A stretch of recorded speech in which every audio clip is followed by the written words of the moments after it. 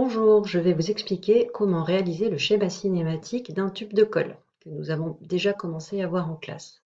La première étape étant d'abord d'identifier les différents solides qui composent notre système. C'est ce qu'on va appeler les classes d'équivalence.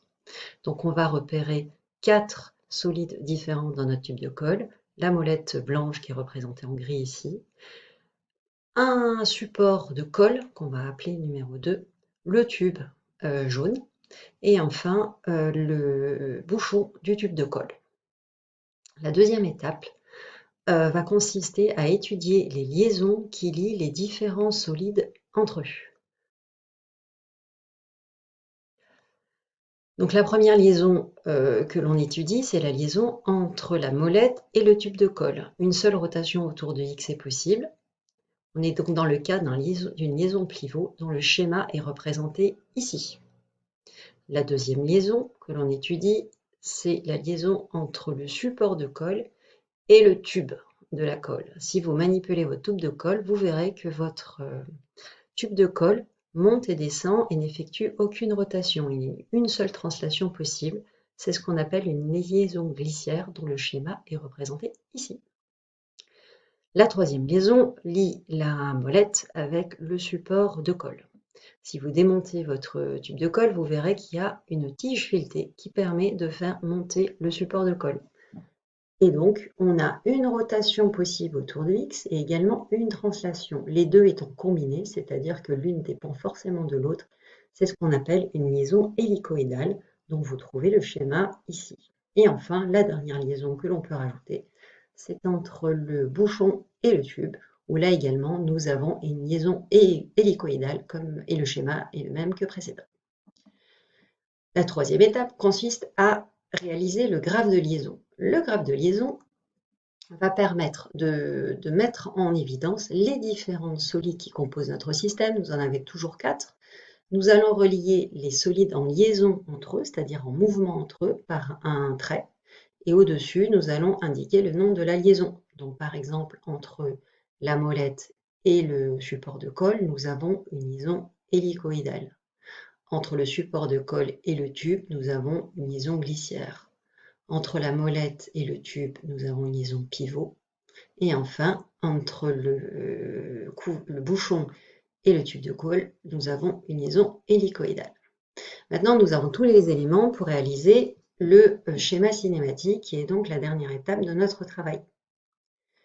Le schéma cinématique va permettre de représenter, de proposer une représentation du système que nous étudions.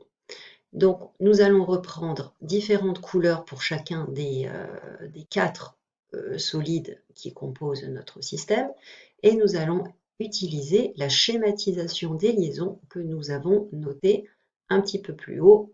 Je vous les remontre. Ainsi, nous avons la molette en grise qui est en liaison pivot avec le tube jaune. La molette est également en liaison hélicoïdale avec le support de colle violet, qui lui-même est en liaison glissière avec le tube de colle. Dans ce cas-là, nous n'avons pas représenté le bouchon qui complexifierait un petit peu plus le schéma. Donc maintenant, vous êtes arrivé au bout du travail et avez représenté de manière schématique la cinématique de notre système tube de colle. Alors, vous pouvez vous demander à quoi peut servir ce genre de système, ou la schématisation. La schématisation d'un système existant peut être intéressant dans le cas, par exemple, d'une reconception.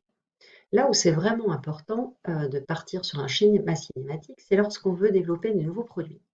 À titre d'exemple, j'ai repris des projets qui sont réalisés par les étudiants en BTS SIM au lycée. Par exemple, des étudiants ont conçu et fabriqué donc, cette horloge un petit peu spécifique.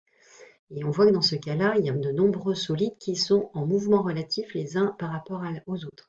Donc évidemment, avant de pouvoir se lancer dans une conception complexe comme cela, il a fallu qu'ils réfléchissent et qu'ils se posent la question comment ils allaient organiser leur système et qu'est-ce qui sera en mouvement par rapport à quoi.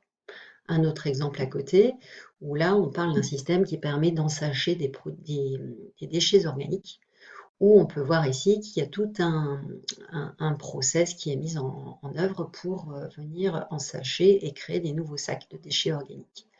Dans ce cas-là, les élèves ont dû créer un schéma cinématique pour vraiment comprendre l'organisation. On peut ainsi faire l'analogie entre un algorithme que l'on doit créer avant de rédiger et de coder un programme informatique. Le schéma cinématique est l'équivalent avant la conception d'un produit mécanique. On réfléchit à l'organisation de son système avant de se lancer dans la conception globale du système.